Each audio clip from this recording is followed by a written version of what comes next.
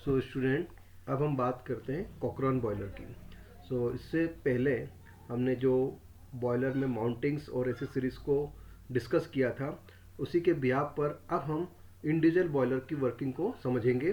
तो स्टार्ट हम करते हैं कॉकरॉन बॉयलर। स्टूडेंट, एक बात मैं और बता देना चाहता हूँ आप लोगों को कि अगर कॉकरॉन बॉयलर की कंस्ट्रक्शन और वर्किंग अगर आपको अच्छे से समझ में आ गई, तो उसी कॉन्सेप्ट के बेस पर हम जो दूसरे बॉयलर्स आगे जो स्टडी करेंगे वो आप लोगों के लिए काफ़ी इजी हो जाएंगे। तब हम बात करते हैं कॉकरॉन बॉयलर की कि कॉकरॉन बॉयलर एक्चुअल में होता क्या है। A Cochran boiler is a vertical multi tubular fire tube boiler in which hot gases pass through fire tubes and water surround the tubes. It is mainly used where small quantity of steam is required. अगर हम कॉकरॉन boiler की बात करें तो कॉकरॉन boiler एक तरह का vertical multi tubular और फायर ट्यूब बॉयलर होता है, जहाँ पर हॉट गैसेस है वो ट्यूब के अंदर फ्लो करती है और उसके सराउंडिंग क्या होता है, वाटर होता है। ठीक है, तो इस बॉयलर को हम क्या बोलते हैं, कॉकरॉन बॉयलर बोलते हैं। और अगर हम बात करें इसके यूज़ का, so it is mainly use where small quantity of steam is required. ये बॉयलर वहाँ पर यूज़ होते हैं जहाँ पर हमें स्टीम की क्वांटिटी स्मॉल लेवल पर चाहिए होती है। ठीक है, आप इस इमेज से देख सकते हो कि ये है आपका कॉकरॉन बॉयलर। और कॉकरॉन बॉयलर की एक खासियत ये होती है कि जनरली हम इसको इंडस्ट्री पर्पस में तो यूज़ करते ही करते हैं, और साथ ही डोमेस्टिक पर्पस में भी इसका हम कई जगह यूज़ करते हैं। अगर इसकी डायग्राम देखें एक्चुअल में जिसको हमें यूनिवर्सिटी एग्ज़ाम में बनाना होता है, तो ये इसकी एक डायग्राम है और ये इसका 3D डायग्राम है कि ये इस तरह इसका आउटर बॉडी है। ठीक है, तो अब हम बात करते हैं कॉकरॉन बॉयलर की।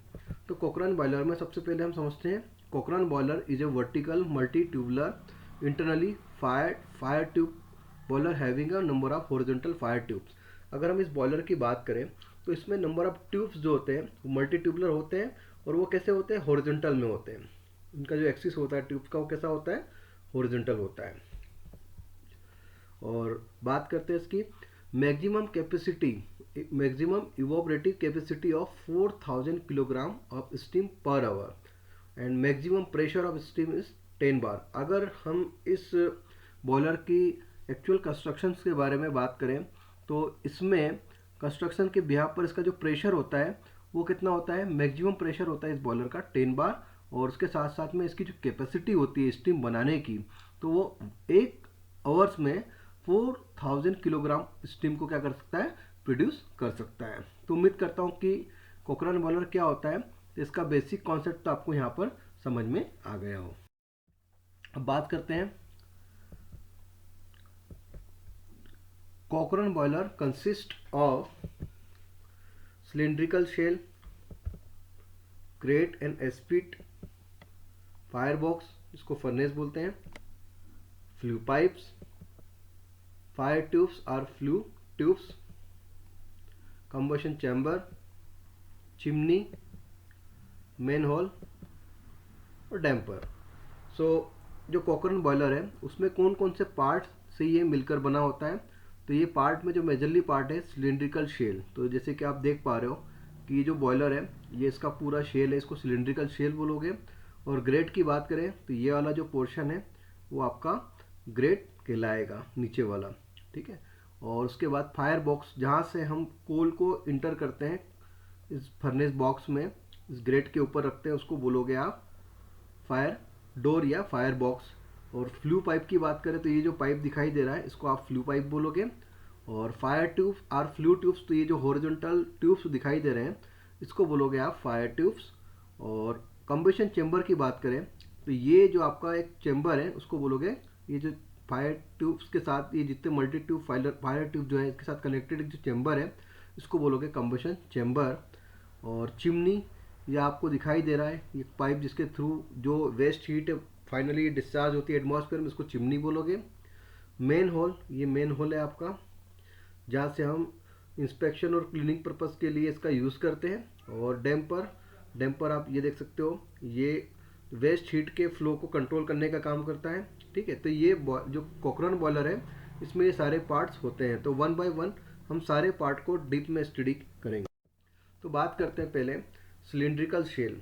तो सिलिंड्रिकल सेल की बात करें, the cylindrical shell is place vertically. सबसे पहले अगर सिलिंड्रिकल शेल की बात करें तो ये बॉयलर का जो सिलिंड्रिकल शेल है ये वर्टिकली प्लेस्ड होता है। The top of the shell is round, जो शेल का जो टॉप वाला पार्ट जो होता है वो हेमीस्फेरिकल शेप में होता है। And it provide space for steam, और ये किसके लिए प्रोवाइड होता है, ये स्टीम, ये जो एरिया है ये स्टीम स्पेस के लिए होता है। उसके बाद ग्रेट एंड एस्पीट। अगर ग्रेट और एस्पीट की बात करें, जैसे कि आप देख पा रहे हो ये वाला पोर्शन जो है इसको बोलोगे ग्रेट। तो इसमें होता है the grate is fitted at the bottom of the furnace. तो फर्नेस के बॉटम में जो सबसे ये जो दिखाई दे रहा है इस पर्टिकुलर पोर्शन को आप क्या बोलोगे, ग्रेट बोलोगे। ठीक है, तो grate is fitted at the bottom of the furnace where coal is burn. अब ग्रेट का मेन काम क्या होता है कि जो फायर डोर से जब हम इसको ओपन करते हैं और सारे कोल, जितना भी कोल या जो भी फ्यूल होता है उसको ग्रेट के ऊपर प्लेस करते हैं। ठीक है, the ashpit is located below the grate. और जब तक हम बात करें एस्पीड की, तो एस्पीड क्या होता है, ग्रेट के नीचे होता है। And it collect the S after burning. और जैसे कि हम जानते हैं कि जब फ्यूल बर्न होता है तो फ्यूल बर्न होने के बाद उसकी जो वेस्ट मटेरियल होते हैं उसको एस्पीड में क्या किया जाता है, कलेक्ट किया जाता है। ठीक है, तो ये ग्रेट और एस्पीड क्या होता है, उम्मीद करता हूँ कि आपको यहाँ पर अच्छे से क्लियर हो गया हो। बात करते हैं फायर बॉक्स। फायर बॉक्स बोलो या फर्नेस बोलो या फायर डोर बोलो। ठीक है, सो फायर बॉक्स क्या होता है, तो fire box is dome shape like the shell. अब अगर मैं इस फायर बॉक्स की बात करूं, ठीक है, या फायर डोर या फर्नेस की बात करूं, तो ये कैसा होता है, dome shape like the shell. मतलब ये इसका जो शेप है वो डोम शेप का होता है। And this shape help the hot gases to move back. और इसका शेप का मेन एडवांटेज क्या होता है कि हेल्प करता है हॉट गैस को पीछे जाने के लिए, और पीछे जाने के बाद ये सेल से टकराती है और वापस ये रिवर्स होके इस फ्लू पाइप है इसके थ्रू इंटर करती है कंबशन चैम्बर में। ठीक है, तो this shape help the hot gases to move back and then pass through the flue pipe to the combustion chamber. उसके बाद आता है फ्लू पाइप। अब फायर बॉक्स अगर आपको समझ में आ गया है तो फ्लू पाइप का मेन काम क्या होता है वो तो आपको अच्छे से क्लियर हो गया होगा। The flue pipe is a short passage. ये एक शॉर्ट पैसेज होता है कि फायर बॉक्स या आपका जो फर्नेस है वहाँ से जो भी हॉट गैसेस एक जगह पर इकट्ठी होती है जिसको बोलते हैं combustion chamber. The flue pipe is a short passage that connect the fire box to the combustion chamber. तो स्वाभाविक है कि आपका फायर बॉक्स या जो फर्नेस और कंबशन चैम्बर को कनेक्ट करने का जो काम करता है वो करता है आपका फ्लू पाइप। सो अब हम बात करते हैं फायर ट्यूब और फ्लू ट्यूब्स। फायर ट्यूब क्या होती है, सो जैसे कि it is clear from their name fire tubes.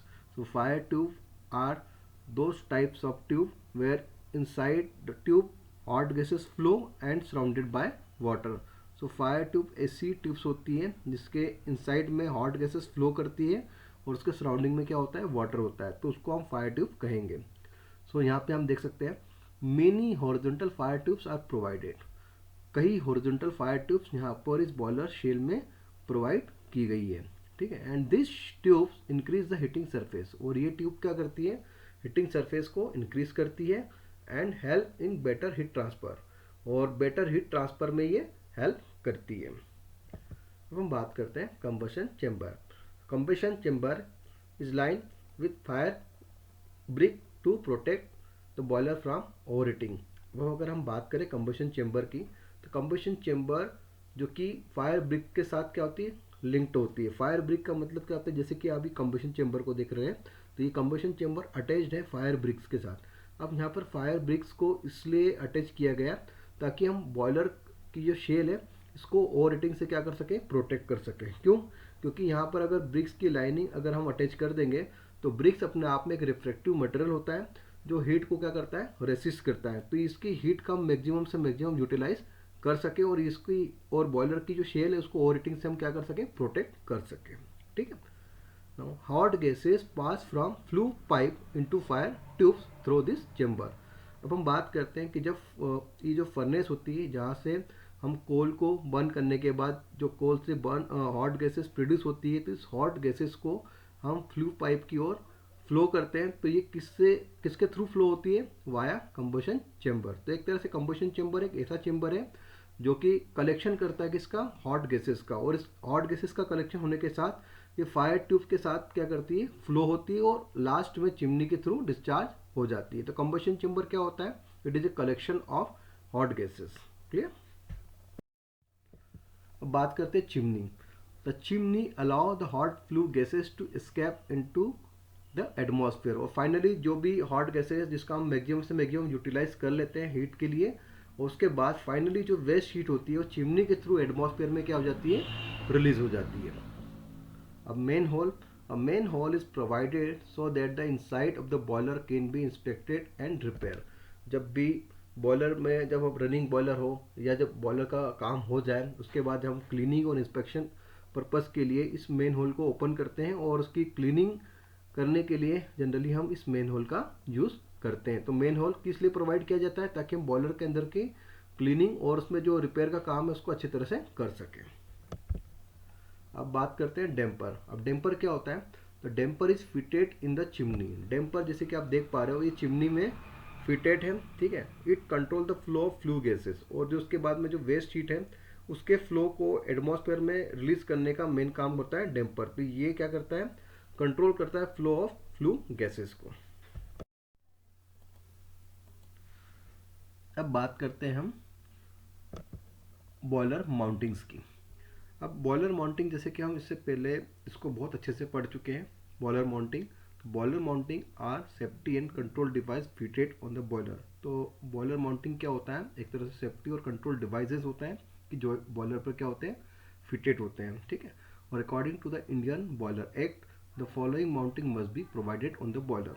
और बॉयलर एक्ट के तहत, इंडियन बॉयलर एक्ट के तहत माउंटिंग बॉयलर में कंपलसरी होना चाहिए, जो कि इस तरह है। तो फर्स्ट जो है आपका बॉयलर माउंटिंग में, जैसे कि इस बॉयलर शिप पे आप देख पा रहे हो, ये हमारा है प्रेशर गेज। अब प्रेशर गेज का मेन काम क्या होता है? It shows the pressure of steam inside the boiler. So boiler के अंदर जो स्टीम बनती है उसका प्रेशर कितना है उसको किससे इंडिकेट किया जाता है? प्रेशर गेज के थ्रू इंडिकेट किया जाता है। उसके बाद होता है वाटर गेज या water level indicator. It shows the level of water inside the boiler. The water level should not go too low, otherwise the boiler tubes may get damaged due to overheating. So जैसे कि हम इससे पहले भी पढ़ चुके हैं water gauge या वाटर लेवल इंडिकेटर। तो वाटर लेवल इंडिकेटर का मेन काम क्या होता है कि बॉयलर के अंदर वाटर का लेवल कितना है वो शो करता है। और वाटर का जो बॉयलर में जो वाटर का लेवल है वो कभी भी लो नहीं जाना चाहिए, अदरवाइज क्या होती है? ओवर हीटिंग की प्रॉब्लम राइज हो सकती है। अब बात करते हैं हम सेफ्टी वॉल्व। अब अगर सेफ्टी वॉल्व की बात करते हैं तो जैसे कि आप इस देख रहे हैं इस बॉयलर शेल में ये टॉप पर एक वॉल्व अटैच्ड है बॉयलर पर, तो इसको बोलेंगे हम सेफ्टी वॉल्व। अब इसका मेन काम क्या होता है? तो safety valve prevent the steam pressure inside the boiler from rising about the safe working pressure.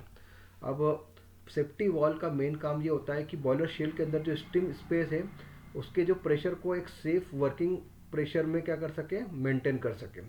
अब कभी कभी क्या होता है कि इसकी जो एक वर्किंग रेंज होगी प्रेशर की, अगर इस वर्किंग रेंज से अगर इसका प्रेशर स्टीम का इंक्रीज हो जाए तो स्टीम वॉल्व का मेन काम क्या होता है कि ये ओपन होके जो अनवांटेड स्टीम है इसको यहाँ से बाहर रिलीज कर दे और इसके अंदर के जो डोम के अंदर जो प्रेशर है उसको ये मेंटेन कर सके। तो इसका मेन काम होता है सेफ्टी वॉल्व का। उसके बाद हम बात करें स्टीम स्टॉप वॉल्व। अब स्टीम स्टॉप वॉल्व जैसे कि यहाँ पर सेंटर पे आप देख रहे हो ये वॉल्व है, इसको बोलोगे steam stop valve. It control the flow of steam from the boiler to the steam pipe और मशीनरी। इसका मेन काम होता है स्टीम के फ्लो को बॉयलर से कंट्रोल करना। स्वाभाविक जो स्टीम बनी तो उसका हम कहीं ना कहीं तो यूटिलाइज करते हैं। स्टीम का यूटिलाइज या तो बॉइलिंग सेक्शन में होता है इंडस्ट्री के, जैसे किसी हीटिंग सेक्शन में, बॉइलिंग सेक्शन में, या टरबाइन को रन कराने के लिए। तो स्टीम का फ्लो या उसको कब रिक्वायरमेंट हो उसका फ्लो का कंट्रोल करने का काम कौन करता है? स्टीम स्टॉप वॉल्व करता है। उसके बाद ब्लो ऑफ कॉक। हम बात करते हैं ब्लो ऑफ कॉक। तो ब्लो ऑफ कॉक क्या होता है? It is fitted at the bottom of the boiler when it is open while the boiler is working. The steam pressure forces out dirt, mud and other impurities collected at the bottom. अब बात करते हैं blow up Kock. तो blow up Kock क्या होता है, इस boiler section के सबसे बॉटम वाले पार्ट पर ये कनेक्टेड होता है, एक तरह का ये टैप होता है। और इसका मेन काम क्या होता है, व्हेन इट इज ओपन, इसको ओपन करते हैं, ठीक है। तो क्या होता है, while the boiler is working, जब बॉयलर वर्किंग हो और इसको जब ओपन करते हैं तो स्टीम के प्रेशर के कारण, ठीक है, स्टीम के प्रेशर के कारण जो भी इसमें गंदगी होती है, मड या अदर इम्प्योरिटीज होती है, वो एक जगह पर इकट्ठी हो जाती है और उसको यहाँ से कलेक्ट कर लिया जाता है। तो ये काम होता है ब्लो ऑफ कॉक का। उसके बाद होता है फिजिबल प्लग। तो फिजिबल प्लग का मेन काम क्या होता है, जैसे कि फिजिबल प्लग की अगर बात करें तो फिजिबल प्लग एक तो जैसे कि यहाँ पर ये जो ब्लैक दिख रहा है ये आपका फिजिबल प्लग है।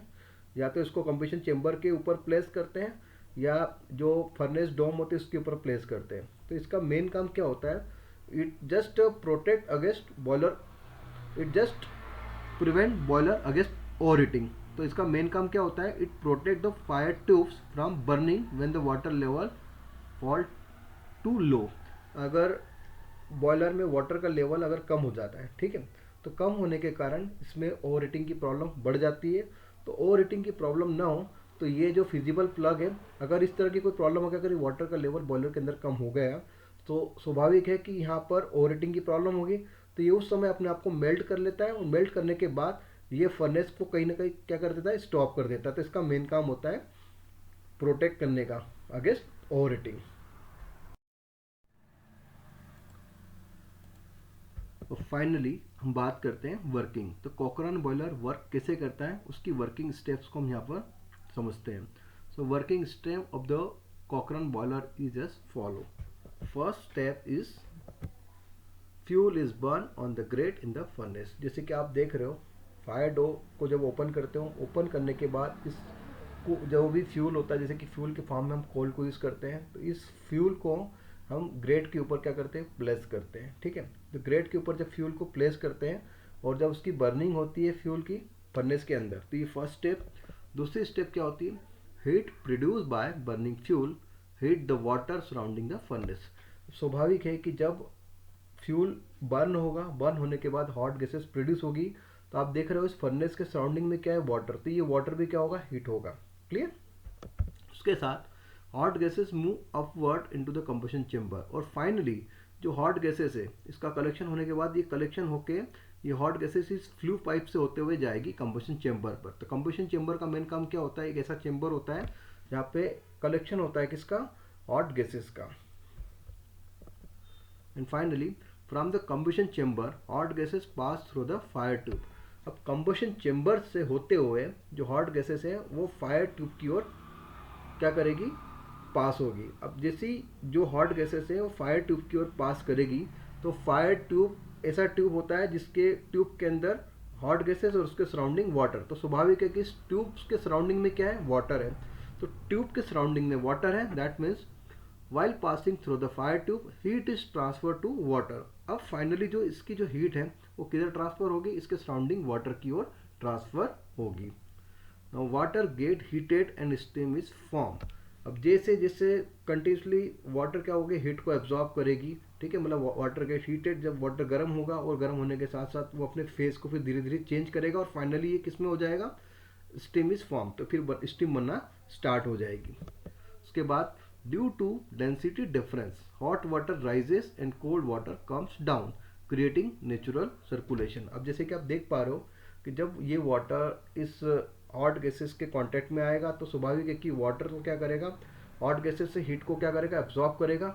अब जैसे जैसे वो हीट को एब्जॉर्ब करेगा तो उसकी डेंसिटी में चेंज आएगा, क्योंकि जो हॉट वाटर है ये ऊपर की तरफ मूव करेगा और जो नॉर्मल वाटर है वापस नीचे की तरफ मूव करेगा। तो इस तरह से इसमें एक नेचुरल सर्कुलेशन क्रिएट होगा। Clear? So due to density difference, hot water rises and cold water comes down, creating natural circulation. Now next is steam collect in the steam space at the top। और जैसे जैसे आप इस top portion पर देख रहे हैं तो यहाँ पर स्टीम का कलेक्शन होगा इस पोर्शन पर, ठीक है। तो steam collect in the steam space at the top. उसके बाद dry steam is taken out through the steam stop valve for use. और उसके बाद जितनी भी जो इस यहाँ पर इस पोर्शन पे जितनी भी स्टीम का कलेक्शन होगा तो जो स्टीम हमें मिलेगी वो कौन सी स्टीम मिलेगी, ड्राई स्टीम। और इस ड्राई स्टीम को फिर स्टीम स्टॉप वाल्व के थ्रू बाहर कर दिया जाएगा जिसका हमें फर्दर यूज़ करना होगा, या तो टरबाइन सेक्शन में यूज़ करना होगा या बॉइलिंग सेक्शन में यूज़ करना होगा। उसके बाद flue gases finally escape from the chimney. अब उसके बाद जो भी फ्लू गैसेस है जिसका हमने पूरी तरह से यूज़ कर लिया, तो ये जो वेस्ट हीट है, अब इस वेस्ट हीट को हम चिमनी के थ्रू एटमॉस्फेयर में क्या कर देंगे, रिलीज कर देंगे। तो ये इसकी एक बेसिक वर्किंग है कॉकरॉन बॉयलर की। तो उम्मीद करता हूँ कि कॉकरॉन बॉयलर की आपको वर्किंग यहाँ पर अच्छे से क्लियर हो गई हो। अब बात करते हैं advantages of Cochran boiler. Cochran boiler के एडवांटेजेस क्या होते हैं? फर्स्ट एडवांटेज सिंपल डिज़ाइन, इसकी डिज़ाइन काफ़ी सिंपल होती है और easy to install and operate, इसको इंस्टॉल और ऑपरेट करना काफ़ी इजी होता है। ऑक्यूपाई लेस फ्लोर स्पेस, तो ये जो इसका, क्योंकि ये वर्टिकल बॉयलर है और जब इसको अगर हम जब इंस्टॉल करते हैं तो ये जो स्पेस होता है इसका काफ़ी लेस होता है। Suitable for small steam demand, generally ये बॉयलर वहाँ पर यूज होते हैं जहाँ पर हमें स्मॉल लेवल क्वांटिटी पर स्टीम की डिमांड होती है। लो मेंटेनेंस कॉस्ट, और इसकी जो मेंटेनेंस कॉस्ट होती है वो काफ़ी कम होती है। और अगर डिसएडवांटेज की बात करें, not suitable for large steam capacity, जहाँ पर लार्ज स्टीम कैपेसिटी की बात करें तो वहाँ पर हम इसको यूज़ नहीं करते हैं। Low efficiency compare to water tube boiler, अब चूंकि ये फायर ट्यूब बॉयलर है तो अगर वाटर ट्यूब बॉयलर के कंपेयर में अगर इसकी इफिशिएंसी की बात करें तो इसकी इफिशिएंसी थोड़ी सी क्या होती, कम होती है।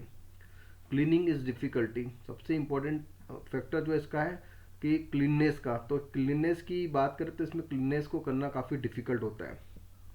लिमिटेड प्रेशर रेंज, और इसकी प्रेशर रेंज भी काफ़ी लिमिटेड होती है। अब अगर हम बात करें इसकी एप्लीकेशन की, तो कॉकरॉन बॉयलर की एप्लीकेशन कहाँ पर होती है?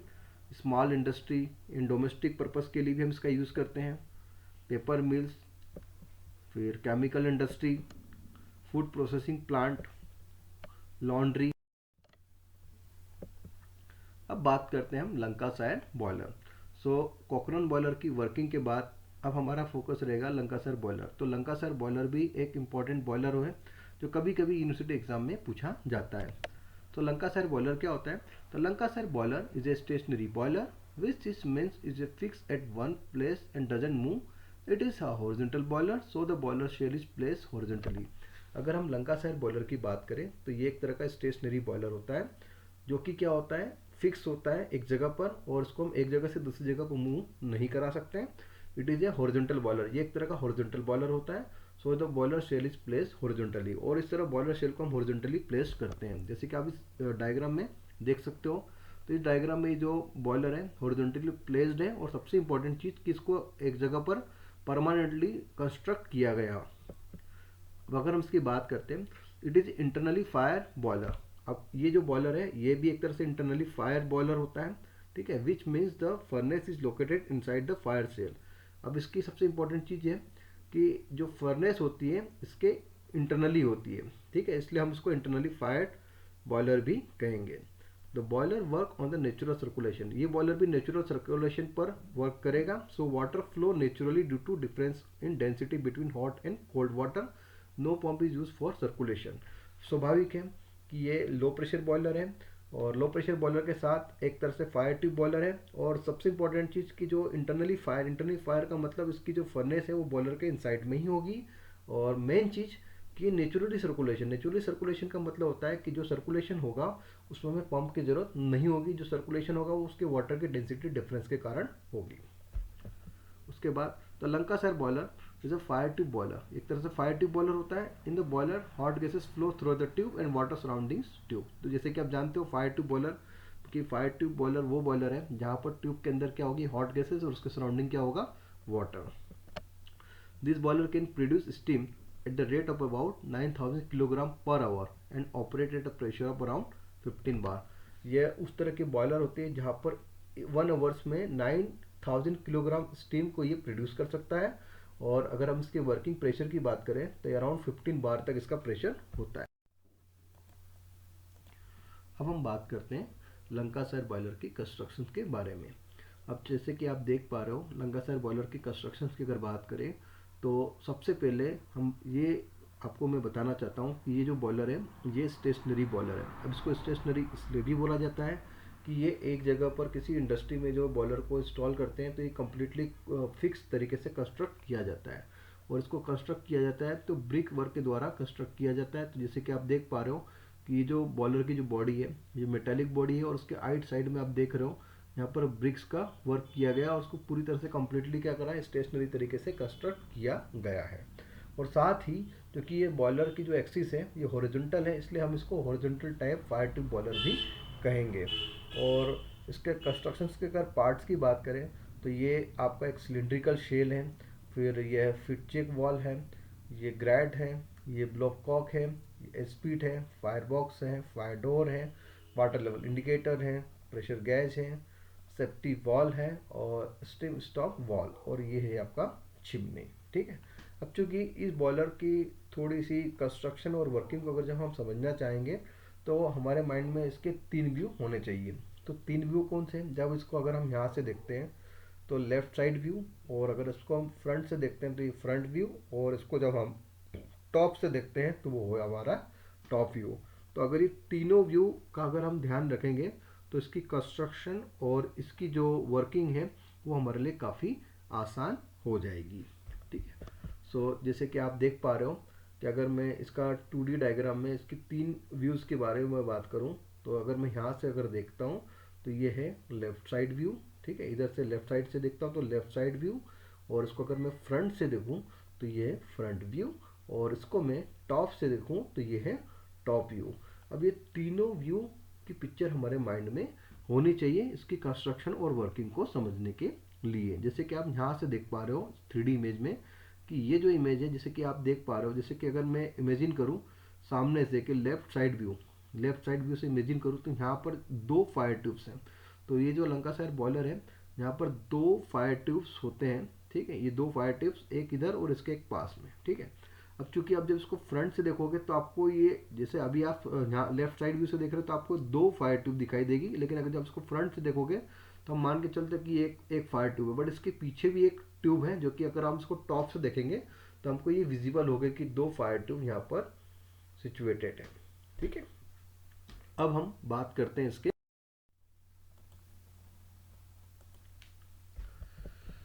Now the Lancashire boiler consists of the following parts। तो Lancashire boiler के कई parts हैं जो कि इस तरह हैं। फर्स्ट हॉरिजॉन्टल सिलिंड्रिकल शेल, जैसे कि आप देख पा रहे हो ये जो शेल है ये हॉरिजॉन्टल सिलिंड्रिकल शेल है। ठीक है, तो ये हॉरिजॉन्टल सिलिंड्रिकल शेल। दूसरा है इंटरनल फ्लू ट्यूब्स, ये देख पा रहे हो आप इंटरनल फ्लू ट्यूब्स। और side flow and bottom flow, तो side flow and bottom flow ये आप देख पा रहे हो जो कि ब्रिक्स के थ्रू कंस्ट्रक्ट किया जाता है। और फिर ग्रेट, ये है आपका ग्रेट। और उसके बाद फर्नेस डोर जो जहाँ से डोर को ओपन करके हम कोल को ग्रेट के ऊपर प्लेस करते हैं वो डोर को बोलेंगे फर्नेस डोर। उसके बाद फायर ब्रिज, तो ये देख पा रहे हो आप ये फायर ब्रिज है। उसके बाद डैम्पर, ये डैम्पर है D1 और D2।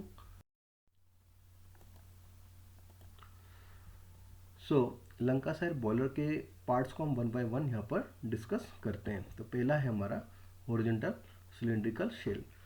अब अगर हम जब बात करते हैं हॉरिजॉन्टल सिलिंड्रिकल शेल की, तो boiler shell is placed horizontal on brick work. तो जो बॉयलर शेल है वो प्लेस्ड होता है हॉरिजॉन्टली, किस पर? ब्रिक्स वर्क पर प्लेस किया जाता है। तो ये जो ब्रिक्स का जो कंस्ट्रक्शन होता है इसके बीचों बीच इसको क्या किया जाता है, प्लेस किया जाता है। जैसे कि आप इसका फ्रंट व्यू और टॉप व्यू से देख सकते हो। तो ये जो शेल है ये एक तरह से सिलिंड्रिकल और हॉरिजॉन्टल शेप की है। ठीक है। अब it is partially fit with water, ये वाटर से क्या होती है, फिल्ड होती है। ये आपका सिलिंड्रिकल जो शेल होता है हॉरिजॉन्टल, ये वाटर से क्या होता है, फिल्ड होता है। अब जो सिलिंड्रिकल शेल का जो टोटल वॉल्यूम होता है इसका थर्ड से फोर्थ पोर्शन से ये वाटर से क्या होता है, ऑक्यूपाई होता है। The water level inside the shell, the water level inside the cell is kept well above the internal flue tubes। अब जो इस सिलिंड्रिकल शेल के अंदर जो वाटर जो फील होता है वो इस फ्लू ट्यूब से अबाव होता है। ठीक है। और the diameter of shell is usually 2 to 3 metre, और ये जो सेल का जो डायमीटर होता है वो 2 से 3 metre, and length is about 8 to 10 metre. ठीक है। अब बात करते हैं इसके इंटरनल फ्लूइड ट्यूब्स। अब इंटरनल फ्लूइड ट्यूब्स, अब जैसे कि ये एफ टी और ये एफ टी, ये जो ट्यूब्स है इसको हम बोलते हैं internal fire tubes. Fire tube भी बोल सकते हैं या इसको फर्नेस ट्यूब भी बोल सकते हैं। तो internal tubes are also called as furnace tube. Two flue tubes run from one end of the shell to the other. तो टू फ्लू ट्यूब जैसे कि आप इस फ्रंट में देखते हो तो आपको यहाँ से एक ही ट्यूब दिखाई दे रही है, लेकिन अगर उसको आप टॉप से देखते हो तो हमारे पास यहाँ पर दो फ्लू ट्यूब्स है। ठीक है, तो two flue tube run from one end to the shell to the other. तो एक सेल से दूसरे सेल की एंड की ओर दो फ्लू ट्यूब्स हैं हमारे पास। एट द फ्रंट एंड, अगर हम इसके फ्रंट एंड की बात करें तो at the front end this tubes are connected to the grate. तो अगर इसके फ्रंट एंड की बात करें तो this tubes are connected at grate. तो पहला एंड जो इसका होता है फ्लू ट्यूब का वो ग्रेट के साथ कनेक्टेड होता है। ठीक है, at the front end this tubes are connected to the grate and at the rear end of the boiler shell an enclosed chamber is provided for each flue gases। और अगर हम इसके रेयर एंड की बात करें, क्योंकि अभी आप फ्रंट से देख पा रहे हो तो आपको एक ही ट्यूब दिखाई दे रही है, लेकिन इसको अगर हम टॉप से देखते हैं तो हमारे पास यहाँ पर दो फायर ट्यूब्स हैं। तो एक एंड तो इसका ग्रेट के साथ कनेक्टेड है और दूसरा एंड जो होता है वो इनक्लोज चेम्बर, मतलब हर एक जो फ्लू ट्यूब्स है उसका इनक्लोज चेम्बर से कनेक्शन इसका होता है। अब बात करते हैं side flue and bottom flu. अब जैसे कि आप यहाँ पर देख पा रहे हो, अब लेफ्ट साइड व्यू में आपको एक यहाँ पर एक पैसेज दिख रहा है, ये है आपका बॉटम फ्लू, और एक पैसेज है आपका, ये दो पैसेज दिख रहे हैं सिलेंड्रिकल शेल के पास, साइड फ्लो और ये भी side flue. So there are two side flue and one bottom flue located outside the boiler shell. तो इस बॉयलर शेल के आउटसाइड में एक तो बॉटम फ्लू पैसेज है और यहाँ पर इसके दो आउट साइड में क्या है, एक साइड फ्लू पैसेज है। ठीक है, this flue are made of brick work. अब ये जो फ्लू पैसेज किसके द्वारा बनाए गए, ब्रिक वर्क के थ्रू बनाए जाते हैं। ठीक है, ठीक है, this flue are made of brick work with fire brick on the inner surface. ठीक है, now the side flue join at the rear end into common passage. ठीक है, the side flue join at the rear end into a common passage. अगर हम इसके side passage की बात करें तो ये जो साइड पैसेज है ये एक तरह से दोनों का एक कॉमन क्या होता है, एक कॉमन पैसेज होता है। ठीक है, ये कॉमन पैसेज होता है which is connected to the chimney, जो कि चिमनी को क्या करता है, कनेक्ट करता है। तो अगर हम इसके साइड फ्लू पैसेज की बात करें तो एक ये साइड फ्लू पैसेज और एक ये साइड फ्लू पैसेज, तो ये साइड फ्लू पैसेज और ये साइड फ्लू पैसेज, तो कहीं ना कहीं इसका कनेक्शन, कॉमन कनेक्शन कहाँ से होगा, चिमनी के पैसेज से होगा। ठीक है, so which is connected to the chimney. The internal flue tubes are connected to the bottom central flue. The internal flue tubes are connected to the bottom central flue. तो bottom central flue का मतलब ये होता है कि स्वाभाविक है कि ये जब यहाँ से फ्लू पैसेज जाएगा तो एक जगह पर बॉटम तरीके से, पूरा बॉटम तरीके से यहाँ पर पूरा तरह से इकट्ठा होगा, और इकट्ठा होने के बाद क्योंकि ये रेयर से कहाँ आएगा, फ्रंट की ओर आएगा, रेयर से कहाँ आ रहा, फ्रंट की ओर, फ्रंट से आने के बाद ये दो जगह पर स्प्लिट हो जाएगा। ठीक है, दो जगह पर क्या हो जाएगा, ये स्प्लिट हो जाएगा। ठीक है, तो the internal flue tubes are connected to the bottom central flue and the bottle flue then connected to the side flue, और फिर यही bottom flue passage side flue passage की ओर क्या हो जाएगा, कनेक्ट हो जाएगा।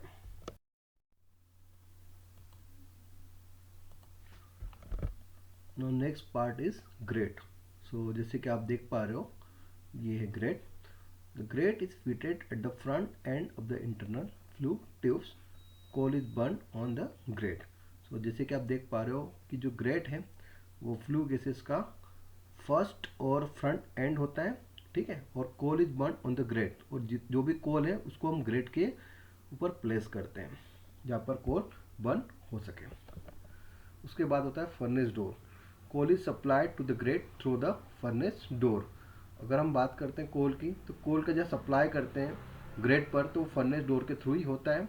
ठीक है, और फायर ब्रिज, तो fire bridge is made of fire work and is built at the end of the grate.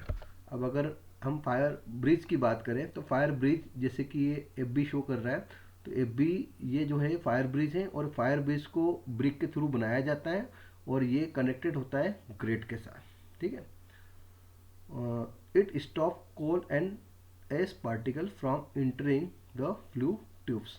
और इसका मेन काम ये होता है कि जो भी आपका कोल बर्न होता है, तो बर्न होने के बाद जो उसका वेस्ट पार्टिकल है उसको अंदर जाने से ये रोकने का काम करता है। अगर ये वेस्ट पार्टिकल अंदर चले जाएगा तो इसका जो हीट ट्रांसफर रेट है वो कहीं ना कहीं क्या हो सकता है, कम हो सकता है। ठीक है। So this prevent deposit inside the fluid tubes which could reduce heat transfer to the surrounding water. उसके बाद होता है डैम्पर D1 एंड D2। अगर हम बात करें डैम्पर्स की, तो जैसे कि आप देख पा रहे हो एक डैम्पर D1 और एक डैम्पर D2। तो जो फ्लू साइड, मतलब जो साइड फ्लू गैसेस हैं, जैसे कि SF जो लिखा हुआ है यहाँ पे, इसको बोलोगे साइड फ्लू गैसेस। तो साइड फ्लू गैसेस को कंट्रोल करने का काम जो होता है वो डैम्पर का होता है। ठीक है। तो damper are sliding door fitted at the end of the side flues. They control the flow of hot gases from the side flue to the chimney. और फाइनली ये कनेक्टेड किससे होते हैं, जो साइड फ्लू गैसेस हैं ये damper के through इसका कंट्रोल किया जाता है। और ये इसका जो कनेक्शन होता है एक जगह पर होता है, वो कनेक्शन कौन सा होता है, वो होता है चिमनी की ओर। तो by controlling the gas flow, तो damper control the rate of combustion and the amount of steam produce. और जो डैम्पर होते हैं उसका मेन काम तो गैस के फ्लो को कंट्रोल करना होता है, और उसके साथ साथ में रेट ऑफ कंबशन और स्टीम को कितनी स्टीम को प्रोड्यूस करना ये भी कंट्रोल करने का काम कौन करता है, डैम्पर करता है। ठीक है। अब हम बात करते हैं working of Lancashire boiler. Lancashire boiler work कैसे करता है। Water circulation. So start from water circulation. The boiler shell is filled with water up to about 3/4 of its volume. So जो बॉयलर शेल की अगर बात करें तो बॉयलर शेल फिल्ड होता है वाटर के साथ। और ये कितना वाटर को फिल करता है, जो इस सिलिंड्रिकल शेल का जो वॉल्यूम होता है उसका 3 से 4% इसमें ऑक्यूपाई होता है वाटर। ठीक है। And this cover both internal fluid tubes, और साथ ही ये फ्लूइड ट्यूब्स को भी क्या करता है, कवर करता है। The space about the water level, और वाटर लेवल के ऊपर का जो स्पेस होता है, ठीक है, is use for steam collection. यहाँ पर जो स्पेस होता है इसका यूज होता है स्टीम को कलेक्शन करने के लिए। उसके बाद होता है path of hot flue gases. अब हॉट फ्लू गैसेस के कौन कौन से पाथ हो सकते हैं उसको हम यहाँ पर डिस्कस करते हैं। Coal is fed through the fire door on to the grate and burn. अब सबसे इम्पॉर्टेंट चीज़, जब हम फायर डोर को ओपन करते हैं, तो कोल को इंसर्ट करते हैं और ग्रेट के ऊपर प्लेस करते हैं। अब ग्रेट के ऊपर जब कोल को प्रेस करेंगे और जब इसका कंबशन होगा, कंबशन होने के बाद the hot gases produce move through the internal fluid tubes from the front end to the rear end of the boiler. अब जब इसका कंबशन होगा, फ्यूल का कंबशन होने के बाद हॉट गैसेस प्रोड्यूस होगी। तो हॉट गैसेस प्रोड्यूस होने के बाद ये जो मूव करेगी ये होगी आपकी फ्रंट एंड से rear end of the boiler shell की ओर। ठीक है। उसके बाद while passing through this flue tubes, अब जब ये ट्यूब से पास होकर जाती है, then heat is transfer from the hot gases to the surrounding water. Then उसके बाद जो हीट है वो ट्रांसफर होती है हॉट गैसेस से सराउंडिंग वाटर की और थ्रू ट्यूब वॉल्स। ठीक है। The hot gases then enter the rear enclose chamber. Then उसके बाद ये जो हॉट गैसेस है ये जाती है आपकी इनक्लोज चैम्बर में। ये जैसे कि आप इस टॉप व्यू से या फ्रंट व्यू से आप देख पा रहे हो इनक्लोज चैम्बर। ठीक है। उसके बाद फ्रॉम द इनक्लोज चैम्बर, अब इनक्लोज चैम्बर्स की बात करें तो from the enclose chamber the gases flow from enclose chamber the gases flow downward into the bottom flu. ठीक है। तो ये यहाँ से इनक्लोज चैम्बर से होते हुए डाउनवर्ड की ओर मोशन करती है। डाउनवर्ड की तरफ मोशन करने के बाद साथ ही ये फिर वापस रेयर से front end of the shell की ओर मूव करेगी। ठीक है। Here heat is transfer to the water through the bottom part of the boiler shell. और उसके बाद यहाँ पर जो हीट का जो ट्रांसफर हो रहा है वाटर की ओर through the bottom part of the boiler shell. अब जैसे कि आप देख पा रहे हो कि जब ये यहाँ से हीट ट्रांसफर होते हुए फ्लू गैसेस जब यहाँ जाएगी तो ये जो सिलेंड्रिकल शेल का जो बॉटम वाला पार्ट है उस इस पर्टिकुलर बॉटम वाली फ्लू गैसेस के थ्रू क्या होगा, ये वाला हिस्सा क्या होगा, हीटअप होगा। ठीक है, एट द फ्रंट एंड, और उसके बाद eight the front and the gases split into two part. अब जब हम इसका लेफ्ट साइड व्यू से भी देख सकते हैं और फ्रंट व्यू से भी देख सकते हैं, दोनों एंड से देखें, eight the front and, at the front and the gases split into two part. अब ये जो यहाँ से जो गैसेस हैं स्प्लिट करेगी और दो पार्ट में स्प्लिट होगी। ठीक है, two path and flow through the side flow, और साइड फ्लो के थ्रू ही क्या करेगी, पास होगी। तो ये साइड फ्लो के थ्रू इस तरह पास होगी। देखो, जैसे कि अगर इसको समझना चाहे तो दोनों व्यू से समझना पड़ेगा, लेफ्ट साइड व्यू से भी समझना पड़ेगा और इसको टॉप व्यू से भी हम इसको यहाँ से इमेजिन कर सकते हैं कि जब ये जो गैसेस है ये यहाँ से इनक्लोज चैम्बर से डाउनवर्ड डायरेक्शन से होते हुए रेयर से फ्रंट की ओर मूव करी। फ्रंट से मूव करने के बाद क्योंकि ये बॉटम फ्लू गैसेस की ओर जा रही है और उसके बाद यहाँ से फाइनली ये दो स्प्लिट में मोशन करेगी हॉट फ्लू गैसेस, तो ये होगा आपका साइड फ्लू और एक ये साइड फ्लू। तो ये साइड फ्लू यहाँ से आप देख सकते हो इस तरह गैसेस फ्लो करेगी, साइड फ्लू इधर से और इधर से। ठीक है, तो the side of the boiler shell are heated by this gases, और दोनों साइड से, दोनों साइड फ्लू गैसेस की जो दोनों साइड से जो साइड फ्लू गैसेस है इस बॉयलर शेल को क्या करेगी, ये हीटअप करेगी। तो इस तरह से आप देख सकते हो कि बॉटम से भी हीटअप हो रहा है, साइड से भी हीटअप हो रहा है और इस साइड से भी हीटअप हो रहा है, और कहीं ना कहीं ये जो फ्लू पाइप है ये भी इसको वाटर को क्या कर रहा है, हीटअप कर रहा है। तो इससे हीटिंग सरफेस एरिया क्या हो जाता है, इसका बढ़ जाता है। Now, finally, the hot gases move to the rear end and leave the boiler through the chimney into the atmosphere. अब जो hot gases हैं ये फाइनली क्या करती है, रेयर एंड की ओर मूव करती है और बॉयलर को लीव करते हुए चिमनी के थ्रू एटमॉस्फेयर में रिलीज हो जाती है। Now this long path of the hot gases increase the heating surface and improve heat transfer. और साथ ही ये जो लॉन्ग पाथ है हॉट गैसेस का ये हीटिंग सरफेस को भी इंक्रीज करता है और हीट ट्रांसफर रेट को भी ये कहीं ना कहीं इम्प्रूव करता है। उसके बाद डैम्पर, जैसे कि आपको यहाँ पर D1 और D2 जो डैम्पर दिखाई दे रहे हैं, तो damper control the flow of hot gases to the chimney. तो डैम्पर का मेन काम क्या होता है कि हॉट गैसेस के फ्लो को कंट्रोल करता है जो कि चिमनी के थ्रू एटमॉस्फेयर में रिलीज होता है, और साथ साथ bye controlling the draft they regulate the rate of fuel burning and amount of steam produce. और उसके साथ साथ ये भी कंट्रोल करता है कि जो कितने अमाउंट में जो फ्यूल बर्न हो सके, किस रेट में बर्न हो सके और किस अमाउंट में स्टीम का प्रोडक्शन हो सके। अब बात करते हैं एडवांटेजेस ऑफ लंकासायर बॉयलर। तो लंकासायर बॉयलर के एडवांटेजेस क्या है, तो पहला एडवांटेज है इस बॉयलर की जो एफिशिएंसी होती है वो हाई होती है, और लार्ज स्टीम कैपेसिटी, स्टीम की जो कैपेसिटी है वो भी थोड़ी सी ज़्यादा होती है, और गुड वाटर सर्कुलेशन, इसमें चूँकि वाटर सर्कुलेशन नेचुरल सर्कुलेशन होता है बट वो काफ़ी अच्छा होता है। इजी मेंटेनेंस, मेंटेनेंस इजी होता है, और लॉन्ग सर्विस लाइफ, चूँकि ये इसका जो कंस्ट्रक्शन है उसको हम स्टेशनरी करते हैं, मतलब एक बार ही करते हैं, लेकिन ये लंबे समय तक इसका लाइफ होता है। और डिसएडवांटेजेस की बात करें तो लार्जर फ्लोर स्पेस रिक्वायर, जब भी इस तरह के बॉयलर को कंस्ट्रक्ट किया जाता है तो इसमें जो फ्लोर स्पेस है वो काफ़ी लार्ज होता है। Not suitable for high pressure, स्वाभाविक है कि ये लो प्रेशर बॉयलर होता है तो हाई प्रेशर के लिए सुटेबल नहीं होगा।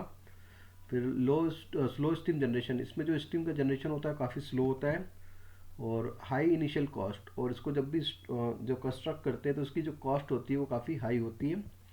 और अगर हम बात करें इसके एप्लीकेशन की, तो एप्लीकेशन में पहला जो टेक्सटाइल इंडस्ट्री है वहाँ पे यूज़ कर सकते हैं, पेपर इंडस्ट्री में यूज़ कर सकते हैं, शुगर मिल में यूज़ कर सकते हैं, केमिकल इंडस्ट्रीज में यूज़ कर सकते हैं, और जो पावर प्लांट, जो स्मॉल स्केल के पावर प्लांट होते हैं वहाँ पर भी हम लंकासायर बॉयलर का जनरली यूज़ करते हैं।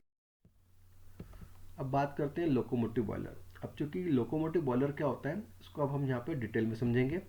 सो locomotive boiler is a horizontal multi tubular internally fired tube boiler. It is mainly used in railway steam engine. Nowadays steam locomotive are being replaced by diesel engine.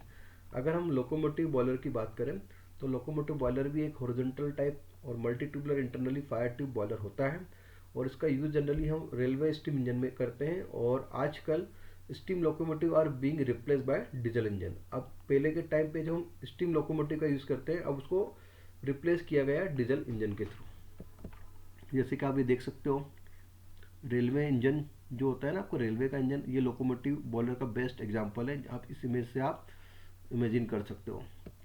उसके बाद capacity of locomotive boiler की बात करें, typical capacity values, steam generation rate 20,000 to 30,000 kilogram steam पर hour. तो 1 our में कितनी steam को प्रोड्यूस कर सकता है, 20,000 से लेकर 30,000 तक।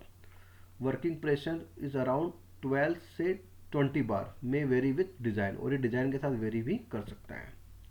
और heating surface area approximate 250 to 400 metre square, ये इसका हीटिंग सरफेस एरिया होता है। और fuel burning rate about 500 to 800 kilogram of coal per hour. तो 1 आवर में हम अगर स्टीम तैयार करते हैं तो उसके लिए 500 से लेकर 800 किलोग्राम ऑफ कोल की इसमें खपत होती है। Now the main part of a locomotive boiler. So locomotive boiler के कौन कौन से main parts हैं? So first is horizontal cylindrical cell और barrel. तो horizontal cylindrical cell जैसे कि आप देख पा रहे हो, ये horizontal cylindrical shell है, जिसको एक तरह से हम barrel भी कहेंगे। फिर है फायर बॉक्स, ये फायर बॉक्स। फिर स्मोक बॉक्स, ये वाला बॉक्स जो है स्मोक बॉक्स। उसके बाद fire tubes, so number of tubes are arrange in horizontal way, so this is fire tube. और फायर होल, तो ये फायर होल जहाँ से कोल को इंसर्ट किया जाता है। उसके बाद ग्रेट, जहाँ पे कोल को रखा जाता है बर्न होने के लिए, वो होता है पोर्शन ग्रेट। फिर स्टीम डोम, जहाँ पे स्टीम का कलेक्शन किया जाता है। उसके बाद हेडर, तो हेडर्स को आप समझ सकते हैं एस और डब्ल्यू। एस और डब्ल्यू, एस का मतलब होता है सुपरहीटेड स्टीम हेडर, और डब्ल्यू का मतलब होता है वेट स्टीम हेडर। और चिमनी, जैसे कि आप देख पा रहे हो, शॉर्ट चिमनी, जहाँ से वेस्ट हीट बाहर निकलती है एटमॉस्फेयर की और रिलीज होती है। और उसके बाद है डैम्पर, सो ये आप देख पा रहे हो डैम्पर, जहाँ से एयर का सर्कुलेशन को कंट्रोल करने के लिए हम डैम्पर का यहाँ पर यूज़ करते हैं। सो लोकोमोटिव बॉयलर के हर एक पार्ट को हम इंडिविजुअली स्टडी करते हैं। So first is horizontal cylindrical shell और बैरल।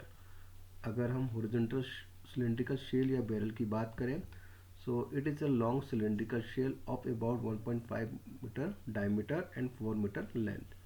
सो इस सिलेंड्रिकल शेल का जो डायमीटर होता है वो होता है 1.5 मीटर, और उसकी जो लेंथ है अप्रोक्सीमेट वो कितनी होती है, 4 मीटर लेंथ होती है।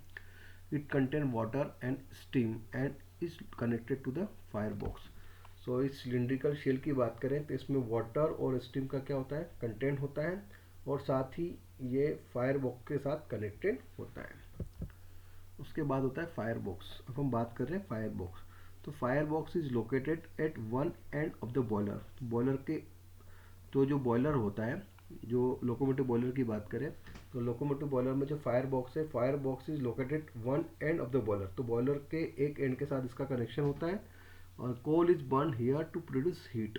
और यहाँ पर हम क्या करते हैं, कोल को रखते हैं बर्न करने के लिए, उसका कंबशन करने के लिए, ताकि हीट को हम क्या कर सकें, प्रोड्यूस कर सकें। तो ये बॉक्स होता है आपका फायर बॉक्स। उसके बाद होता है स्मोक बॉक्स। तो स्मोक बॉक्स, तो जैसे कि आप देख पा रहे हो, तो smoke box is eight the front end of the boiler. तो बॉयलर का जो फ्रंट एंड होता है वो होता है smoke box. It collect hot gases after they pass through the tubes. अब जब ट्यूब्स के थ्रू जो हॉट गैसेस यहाँ पे इकट्ठी होती है, और हॉट गैसेस इकट्ठी होने के बाद जो भी वेस्ट हीट होती है, तो वेस्ट हीट यहाँ पर कलेक्ट होती है, तो इसको बोल देंगे फायर बॉक्स। और फायर ट्यूब या फ्लू ट्यूब्स, जैसे कि हम जानते हैं कि fire tubes are those kinds of tubes where hot gases flow inside the tube and which is surrounded by water, so that tube is called fire tube. So hot gases pass through the fire tube, water surround these tubes and get heated to form steam. उसके बाद fire whole. Fire whole ये है जहाँ से coal is fed into the fire box through the fire hole. अब जब हम fire box की तरफ कोल को इंसर्ट करते हैं, तो कोल को इंसर्ट करने के लिए जो एक ओपनिंग डोर होता है उसी को बोलेंगे फायर होल, जहाँ से कोल को क्या किया जाता है, फेड किया जाता है किसमें, फायर बॉक्स में, थ्रू द फायर होल। अब ग्रेट की बात करें तो जैसे कि आप देख पा रहे हो, ये इंक्लाइंड पोर्शन है, the grate it fitted at the bottom of the fire box. तो फायर बॉक्स के बॉटम वाला जो हिस्सा होता है उसको बोलोगे आप grate. Coal burn on the grate, और जो भी कोल है वो ग्रेड पे ही क्या होगा, बर्न होगा, उसी का कंबशन होगा कोल का ग्रेड के ऊपर। फिर स्टीम डोम, स्टीम डोम का मतलब एक इसका steam dome. The steam dome is a mounted on the top of the boiler shell. तो बॉयलर के टॉप ऑफ द शेल पे जो माउंटेड होता है उसको बोलोगे स्टीम डोम। तो यहाँ पर सारी स्टीम क्या होगी, इकट्ठी होगी, ठीक है। तो dry steam is collected from year, और हम बात करते हैं यहाँ पर जो भी स्टीम कलेक्ट होगी तो जो ड्राई स्टीम है उसी का कलेक्शन होता है इसमें, ठीक है। और हेडर्स की बात करते हैं, जैसे कि मैंने आपको पहले भी बताया, हेडर में दो, जैसे कि एक रेक्टेंगुलर एस और एक डब्ल्यू, ये जो बॉक्स बने रेक्टेंगुलर बॉक्स, इसमें एस का मतलब होता है सुपरहीटेड स्टीम और डब्ल्यू का मतलब होता है wet steam header. So header are rectangular box, these are two types, wet steam header and superheated steam header. फिर बात करें चिमनी, तो चिमनी जैसे कि आप देख पा रहे हो, chimney release hot gases into the atmosphere. जो वेस्ट हीट या जो हॉट गैसेस फाइनली जब इसको डिस्चार्ज करते हैं एटमॉस्फेयर में तो ये चिमनी के थ्रू डिस्चार्ज होती है। It is short in height to avoid hitting bridges, और इसकी जो हाइट होती है वो काफ़ी शॉर्ट होती है ताकि वो हीटिंग ब्रिजेस को क्या कर सकते हैं, अवॉइड कर सके। उसके बाद होता है डेम्पर। तो damper control the amount of air entering the fire box, it help in controlling combustion. अब जैसे कि आप जानते हो किसी भी फ्यूल को कंबशन करने के लिए हमें कहीं ना कहीं एयर की ज़रूरत होती है। तो डेम्पर क्या करता है, एयर के फ्लो को क्या करता है, कंट्रोल करता है, ताकि वो जो एयर ग्रेट पर आ सके और उसके बाद उसका कंबशन हो सके, तो प्रॉपर तरीके से उसको कंबशन करने में हेल्प कर सके। अब बात करते हैं इसकी वर्किंग ऑफ लोकोमोटिव बॉयलर। अब लोकोमोटिव बॉयलर वर्क कैसे करता है इसको हम यहाँ पर समझते हैं। Coal is fed into the furnace through the fire hole and burn on the inclined grate. अब बात करते हैं कोल की, तो फायर होल के थ्रू कोल को यहाँ पर फेड किया जाता है, ठीक है, रखा जाता है। तो ये ग्रेट के ऊपर जो कोल होगा अब उसका कंबशन होगा, ठीक है, and burn on the inclined great. और ये जो ग्रेट होती है वो कैसी होती है, इंक्लाइंड होती है, जहाँ पर कोल को रखा जाता है। The fire brick arch deflect hot gases to improve heat transfer. अब इस ग्रेट के ऊपर आप देख पा रहे हो ये ब्रिक का आर्क बना होता है, तो ये खाली डायरेक्शन को प्रोवाइड करने के लिए, क्योंकि जब आप इसका कंबशन करोगे कोल का तो जो हॉट गैसेस का फ्लो होगा तो एक डायरेक्शन मिल पाएगा, ताकि इससे हम हीट ट्रांसफर को क्या कर सकें, इम्प्रूव कर सकें। Then hot flue gases pass through fire tube to the smoke box and then leave through the chimney. अब जब ये हॉट फ्लू गैसेस है ये फायर ट्यूब के थ्रू कहाँ जाएगी, स्मोक बॉक्स में जाएगी, and then leave through the chimney, और चिमनी के थ्रू एटमॉस्फेयर में क्या होगी, डिस्चार्ज होगी, ठीक है। पर उस दौरान वाटर अराउंड द ट्यूब, क्योंकि हम जानते हैं कि जो हॉट गैसेस है ये फायर ट्यूब के थ्रू, मतलब ये जो हॉट गैसेस ये ट्यूब के थ्रू फ्लो होगी, तो इसके सराउंडिंग में क्या है, वाटर है। तो ये जो वाटर है वो हॉट गैसेस को क्या करेगा, एब्जॉर्ब करेगा, और धीरे धीरे जो वाटर है अब ये किस में कनेक्शन कन्वर्ट होगा, स्टीम में कन्वर्ट होगा, ठीक है। So water around the tube get heated and produce wet steam, और ये वेट स्टीम को क्या करेगा, प्रोड्यूस करेगा, and which is collected in the wet steam header. अब जैसे जैसे स्टीम का कलेक्शन होगा और ये यहाँ पर स्टीम डोमेन में जैसे कलेक्शन होगा तो ये वेट स्टीम कलेक्शन होके फिर धीरे धीरे इस वेट हेडर से होके हुए ये वेट स्टीम हेडर में जाएगी। तो वेट हेडर स्टीम में जाएगी, इसका मतलब इसमें कहीं ना कहीं अभी भी इस स्टीम में कहीं ना कहीं वाटर के या मॉइस्चर, मतलब वाटर के मॉइस्चर प्रेजेंट है, तभी जब वेट स्टीम में जाएगी। अब वेट स्टीम में जाने के बाद देन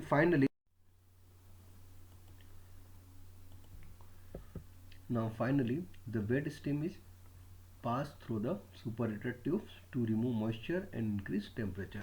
अब ये जो वेट स्टीम है अब वो फाइनली सुपरहीटेड ट्यूब से क्या होगी, पास होगी। अब सुपरहीटेड ट्यूब से जब पास होगी, अब ये सुपरहीटेड ट्यूब्स कैसे काम कर रहा है, क्योंकि ये जो वेस्ट हीट है ना यही पास होगी सुपरहीटेड ट्यूब से। अब चूंकि जो इस स्टीम में, जो वेट स्टीम में कुछ ना कुछ मॉइस्चर थे, तो इस मॉइस्चर अब सुपरहीटेड ट्यूब से जब पास हो गए तो इसके मॉइस्चर क्या हो जाएंगे, रिमूव हो जाएंगे, और इस स्टीम का टेम्परेचर भी क्या होगा, राइज अप हो जाएगा, ठीक है। राइज होने के बाद अब चूंकि ये स्टीम ड्राई स्टीम या वेट स्टीम से सुपरहीटेड स्टीम में कन्वर्ट होके इसका पूरी तरह से ये स्टोर हो जाएगी सुपरहीटेड स्टीम हेडर में। अब superheated steam is store in the superheated steam header and send to the engine cylinder through the regulator. चूंकि यह सुपरहीटेड स्टीम हेडर में ये स्टीम स्टोर हो चुकी है, अब इस स्टीम को सेंड किया जाएगा किसमें, engine cylinder through the regulator, और रेगुलेटर के थ्रू इसको क्या किया जाएगा, ऑपरेट किया जाएगा। And then exhaust steam flow through the blast pipe. अब ये जो एग्जॉस्ट स्टीम है ब्लास्ट पाइप के थ्रू क्या होगी, फ्लो करेगी and creating a vacuum that improve draught and combustion. और ये जो एग्जॉस्ट स्टीम है एक तरह से वैक्यूम का क्रिएशन भी करेगी और उसके साथ साथ में ड्राफ्ट और कंबशन को भी क्या करेगी, इम्प्रूव करेगी। और जो वेस्ट हीट है फाइनली चिमनी के साथ भी बाहर निकल जाएगी और एटमॉस्फेयर में रिलीज हो जाएगी। तो इस तरह हम लोकोमोटिव बॉयलर की वर्किंग को भी यहाँ पर अच्छे से समझ। बात करते हैं एडवांटेजेस। तो लोकोमोटिव बॉयलर के क्या क्या एडवांटेजेस हैं। First, high steam generation rate, compact and powerful. So steam generation rate जो होता है वो हाई होता है एंड कॉम्पैक्ट एंड पावरफुल होता है। दूसरा, quick response to load changes के लिए क्विक रिस्पॉन्स करता है। गुड हीट ट्रांसफर, और हीट का ट्रांसफर भी बहुत अच्छा होता है। इजी टू ट्रांसपोर्ट, और सबसे इंपॉर्टेंट चीज़ क्योंकि ये एक ऐसा बॉयलर है जो मूवेबल है तो इसको एक तरह से मोबाइल बॉयलर भी कहेंगे क्योंकि इजी टू ट्रांसपोर्ट। और डिसएडवांटेजेस की बात करें, लिमिटेड वाटर एंड स्टीम। सो इसमें जो वाटर लिमिटेड होता है और साथ साथ में स्टीम भी जो बनती है वो लिमिटेड होती है। और रिक्वायर स्किल ऑपरेशन, अब इसमें स्वाभाविक है कि जिस इंजन को चलाने के लिए लोको पायलट की ज़रूरत होती है तो जो इसको ऑपरेट कर सके। हायर मेंटेनेंस, इसका मेंटेनेंस भी क्या होता है, बहुत हाई होता है। और lower efficiency compare to modern boiler, तो मॉडर्न बॉयलर के कंपेयर में जो इसकी इफिशियंसी होती है वो थोड़ी सी कम होती है। और एप्लीकेशन की बात करें तो स्टीम लोकोमोटिव, ठीक है। दूसरा, हेरिटेज एंड म्यूजियम ट्रेन, जो विरासत में चलने वाली जो ट्रेन, जो म्यूजियम ट्रेन है वहाँ पे भी जनरली इसका लोकोमोटिव बॉयलर का यूज़ किया जाता है। ओल्ड स्टीम पावर व्हीकल, और जितने भी ओल्ड स्टीम पावर व्हीकल होते हैं वो इसी पर बेस्ड होते हैं। और टेम्पररी मोबाइल स्टीम प्लांट, और टेम्पररी मोबाइल स्टीम प्लांट का मतलब कि कुछ ऐसे प्लांट जहाँ पे हमें ऐसे मोबाइल बॉयलर की ज़रूरत होती है तो वहाँ पे हम लोकोमोटिव बॉयलर का यूज़ करते हैं।